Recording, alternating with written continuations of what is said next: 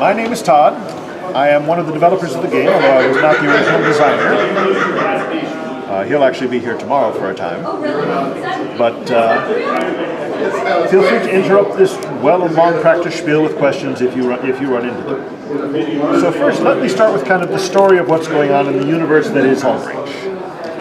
The year is 2489. Mankind has gone to the stars. And, of course, straight to the dogs. Every time.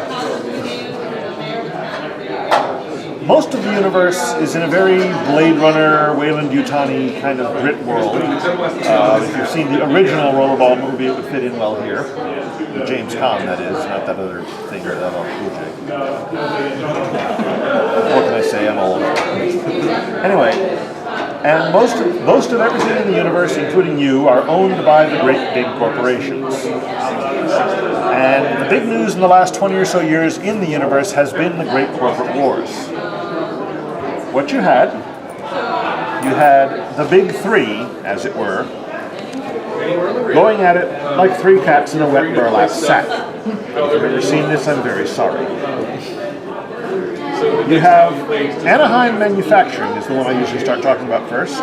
Because Anaheim is a pretty straightforward concept to get. Anaheim Manufacturing is what would happen if Enzo Ferrari was to buy Walmart, Bandai, and Acme. They make, yes. And everything they make is either shiny or chromed or customizable or upgradable in some form or fashion. I'm going to show my age here, but how many of you ever saw the old Disney movie, The Brave Little Toaster? There's a great song in it, Everything You Wanted, and more. That's Anaheim in a nutshell. In terms of gameplay, their special ability is that they play module, option, and upgrade cards, which are cards that add on to other cards at no cost. Pimp My Ride, the deck. Now, their biggest competitor is oftentimes also their biggest supplier, and sometimes they do both of those at the same time while shooting at each other. Don't ask me how that works. It's a corporate accounting thing. I've got nothing. But the people I'm talking about are Xeros Engineering, represented here by the Xeros Orbital Shipyards deck. Xeros is another straightforward concept. They're Ford and GM in space. What do? They make ships. They make a lot of ships. They make them very efficiently, especially the big ones. They're really good at it. Any color you want, so long as it's Durasteel. Black costs more, because you ever tried to spray paint something in space? This does not end well. So, in terms of gameplay, they pay less per ship, significantly less for larger ships than anyone else can. Smaller ships, there's only so much you can do. There's only so much you can do to save money. So they are your big manufacturing monster. So you've got a manufacturing monster and you've got a marketing juggernaut. Between the two, you'd think that pretty much every way to make a buck is pretty well sewn up, wouldn't you say? Unless, of course, you control all the money. And that's what happens over here at the Bank of the Galaxy. There is only one bank left in the galaxy, and they're it. Now, obviously, they're not going to manufacture like Xeros would. They're not going to market like Anaheim does. But where they truly excel, they're them. They're they. If ever you've said, "Oh, they screwed me on that deal," these are the people with their hands on the driver. The best way I can describe these guys is just to tell you the name of the CEO of the Bank of the Galaxy in the fiction that we have. And Stephen, my colleague here, will show you the fiction in a minute. The name would be very simply, you might want to get this one, Erasmo J. Baumkirchner III. Tell me that name doesn't just drip skulls. The mental picture I have for this guy is halfway between,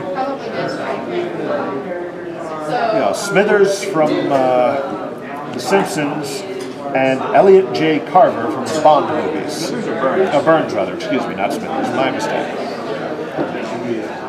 So smarmy and rich and self-assured that you just want to deck him, but know that if you do, your firstborn's going to disappear in a puff of paper. So So as I said, these three were going at it, just hammer and tongs. It wasn't even night.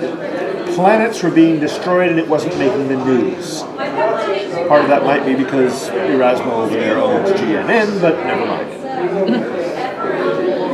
So somebody had to step in. This was getting silly. Somebody finally did step in. And somebody who stepped in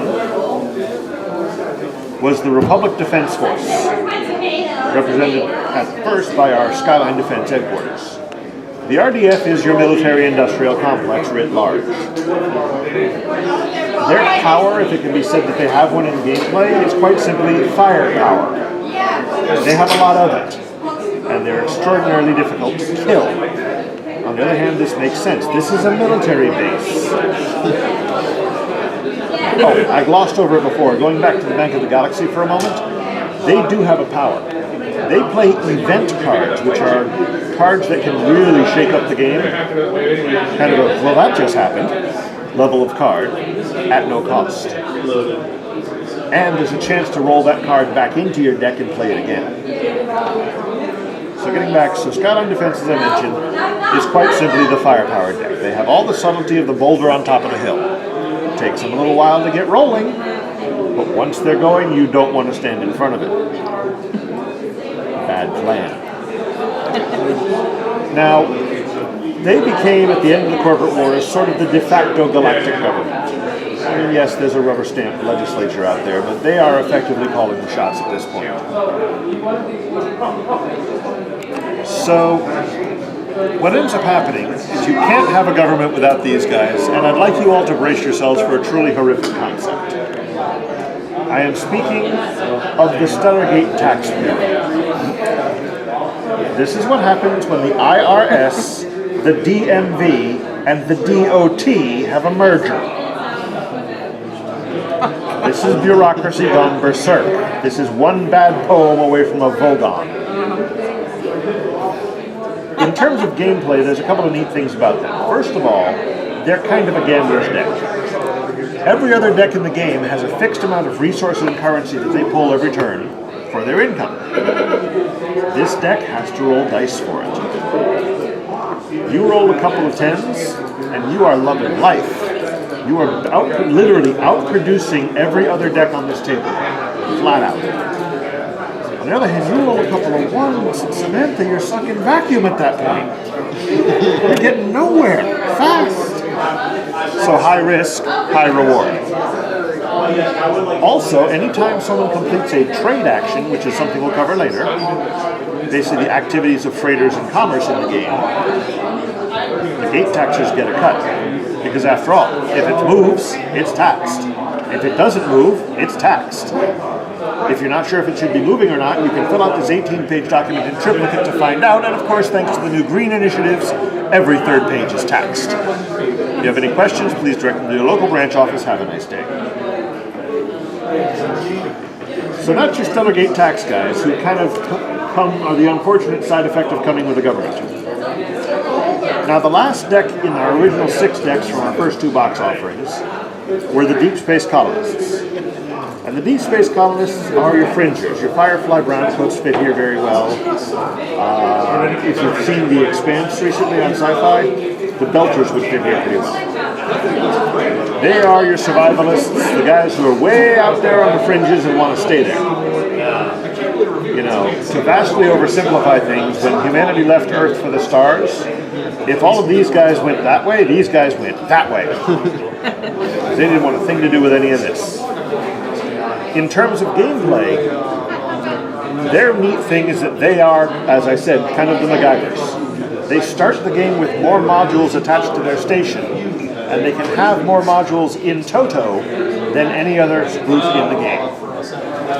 As a result, they are the most versatile deck when it comes to building your own deck. With all the other decks, you can make a reasonable inference as to what's going to happen. You know, an Anaheim deck is going to put on a lot of options and upgrades. You know, a Xeros deck is going to build a lot of ships, etc., etc. There's an inference that can be drawn. A pro deck based on the Deep Space Colony is going to do something. Excuse me. And that unpredictability is very much a strength. So this was the condition at the end of the corporate wars. The fighting in the Tor worlds has pretty well petered out, and all of that attention is now starting to look back out to the fringes where the colonists are slain. Because the colonists are really not terribly interested in kowtowing to the RDF line. The RDF, on the other hand, is not interested in letting these people go their own way. Obviously, it's time we're going to have to sit down and decide exactly who's in charge here. We're naturally going to do this with bombs and rockets and bullets and missiles and ships and people dying, because what else would we do? Do it with nice words would be a boring game. Now, that brings us to our current box set, our most recent release, In Defiance of Dictators. In Defiance of Dictators, we've added 4 more decks to the game, and those 4 decks all revolve around the RDF and the Colonials sitting down and deciding exactly who's in charge here. On the RDF side, they know that any kind of a combat situation is going to require soldiers. So the first thing they sent along was the Marine Training Division. Now I'm sitting in the Carolinas, for those of you watching in Blogland, and I have to ask these 3 in front of me, do I really have to explain Paris Island while I'm sitting in the Carolinas? I didn't think so. But for those who aren't close by, the Marine Training Division is all about making Marines, upgrading Marines, and when Marines and their upgrades are destroyed in the game, they roll back into the deck, because there's always more recruits. Might run out of ships, you're not going to run out of men. The other side of the RDF's response to this new colonial threat is the Merchant Marine Logistics Center. Now the MMLC is where Radar O'Reilly and Crap Game would live if they were in my game. For those of you who don't know, look up those movie references and see how old I am. This is the most trade-focused arm of the RDF, and they are that way because the RDF is, well, they spend more money than the Delegate Tax Bureau allocates to them. They had to make it somewhere, so they kind of co-opted most of the Merchant Marine. So this, on the one hand, is where all your traders are in the RDF. Not traitors, traders. On the other hand, ask any active duty or former military, and they'll tell you the one person you don't want to torque off is the quartermaster. He's got all the fun toys. So that's the RDF's side of this conflict. They're sending this stuff out into the fringes just to square things away out there as far as they're concerned. The thing about being out in the fringes, it's just a fact of life, you don't get a lot of corporate flag shipping. Because when it goes out, it doesn't often come back.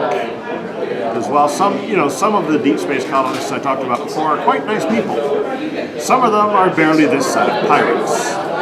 Some of them are quite far on the other side of pirates. So this leaves kind of a hole in the world of shipping. And that hole is filled, as holes are wont to be, by the independent shipping outfits. The independent shipping outfits are, nice boys with interests in transportation.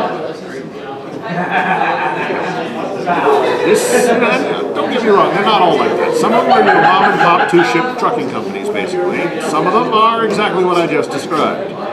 One of the most notable is the Trinity Consortium of Independent Shippers, led by one Toshiro Antonio Yadkinichev. Yes, 3 guesses about it. So, again, they are the most trade-focused side of the colonials. They are the face that most people think of when they see colonial, because they're the ones doing all the trading. In terms of gameplay, this is reflected by the fact that they have more cards in their hand to start with than most of the decks, because they just have more options. On the other hand, they run out of options faster because there's only so many cards in a deck. Now, they also start the game with traders out in play at no cost, which is quite handy. Last but not least, you have the Rattlesnake Confederation. This is the biggest polity in the fringes right now, and they'd like to have you believe they're the plucky rebels, the don't tread on me sorts. What they're really becoming, although some of them don't realize it, is the IRA in space. They want peace and prosperity and goodwill for all men, and they're completely willing to continue blowing up your schools until they get it. You may notice a small flaw in the logic here. But the rattlesnakes, their whole thing is really, as I said, almost without noticing it, they are becoming that which they despise. In order to fight the RDF, they are organizing and becoming a military force. They decry the RDF for strong arming systems into their republic, and yet they're doing the same thing into their coalition because they need the raw materials. In terms of gameplay, though, where they really excel is a 3 or more player game, because they are incredibly good at sticking their oar into somebody else's fight. They actually do it better than most. They actually get bonuses to that action. So that is the universe that you find yourself in and how it stands right now. And you are about to become the commander of a space station in a given sector of space, which is a wonderful and lucrative thing to be, except for one small problem. You've got neighbors. And the neighbors don't like you. And you don't like them. So you're going to use the resources and currency that your station produces. You're going to build ships. You're going to staff those ships with Marines. You're going to take advantage of scientific breakthroughs, clever tactics, those galaxy-shaking events I talked about. And you're basically doing all of this in order to go forth and do unto your opponents before your opponents come over and do unto you. That's where we are in the game.